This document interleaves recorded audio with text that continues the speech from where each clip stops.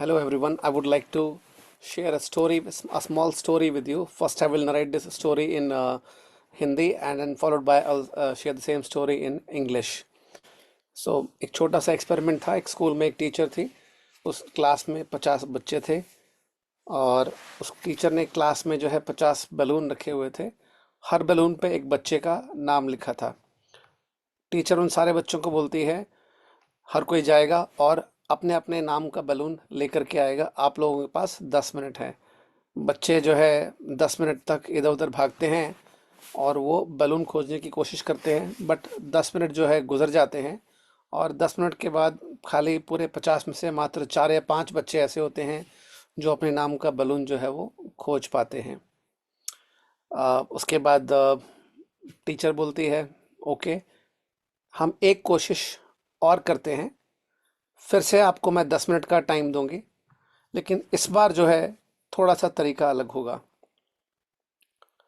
हर कोई जिसको जिसके नाम का बैलून मिलेगा, वो बैलून उसको वो पास ऑन कर देगा। मान लो रमेश को मुकेश के नाम का बैलून मिला, तो रमेश जो है वो मुकेश का बैलून जो है मुकेश को हाथ में दे देगा। मुकेश को अगर किसी और के नाम का बैलून मिला तो मुकेश वो बैलून उसको दे देगा। इस बार जो है एक्सपेरिमेंट जब होता है तो ठीक दोबारा से 10 मिनट बाद देखते हैं कि बच्चे जो है 10 मिनट ख़त्म होने से पहले पहले ही 50 के 50 बच्चे जो है अपना अपना बैलून लेकर के खड़े हो जाते हैं।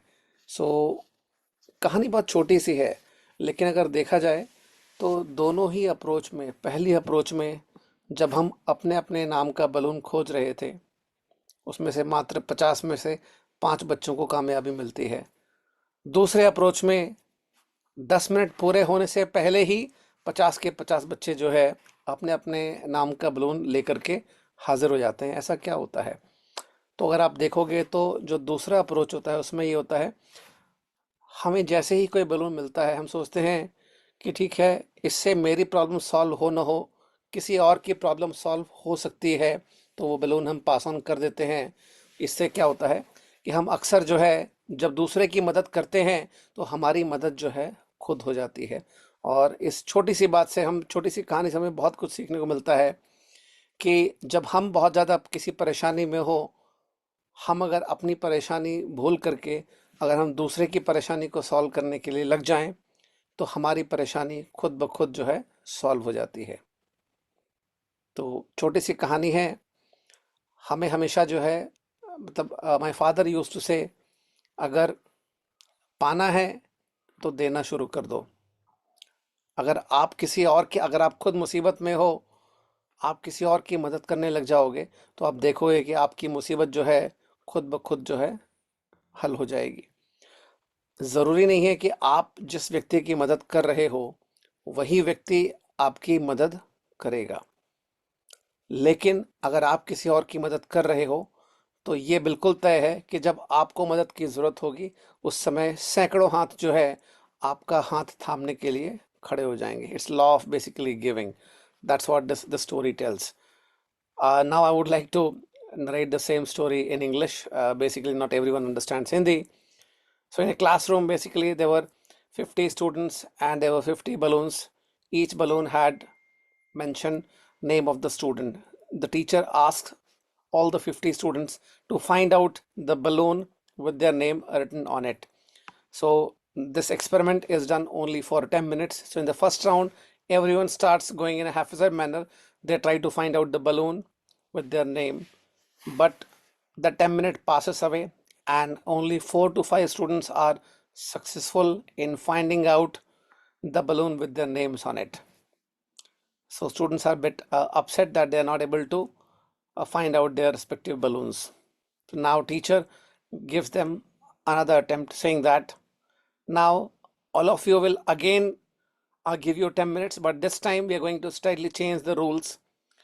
Each one of you, when you find a balloon of, let's say, other person, then you have to hand over the balloon of that person, and this is this approach you have to take. So in this process, what happens, even before the 10 minute passes, each one of the student, whenever he or she finds the balloon of other student, he or she passes that balloon to the respective student. And even before the 10 minute passes, everyone is ready with their one balloon in their hand.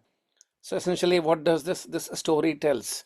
This story tells that when you are completely disturbed, or you are hopeless, or trying to find out a solution for your own problem, it is not necessary that you will find a solution to your problem. But if you try to solve problem of someone else, then automatically you'll feel that your problem gets solved, right? So it is not always, basically, if you try to help someone else, right, it is not necessary that the same person is going to help you back. But when you are actually helping someone, and whenever you need help, there will be hundreds of hands which will be ready to hold your hand. It is basically law of giving back.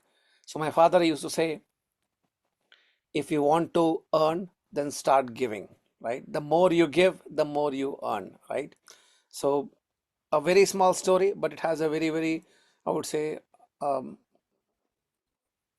a thoughtful, I would say, a learning, or the key takeaway is always, always, whenever you are in a deep trouble, it's not necessary that you'll find the solution straight away, but always try to help someone else who is in a problem. And in that process, you will find solution to your own problem. So that's all for this small story. Thank you.